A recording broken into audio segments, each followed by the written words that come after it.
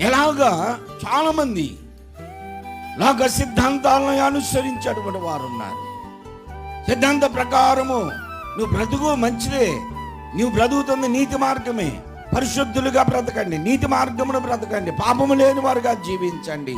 అంత మాత్రాన నువ్వెందుకు ఇతరులను ద్వేషిస్తావు? నీవెందుకు ఇతరులను దూషిస్తున్నావు?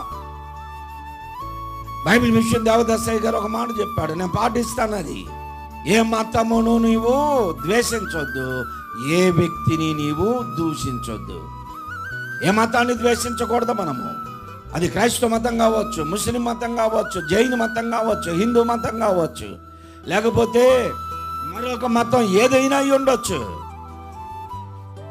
ఏ మతాన్ని నువ్వు ద్వేషించొద్దు.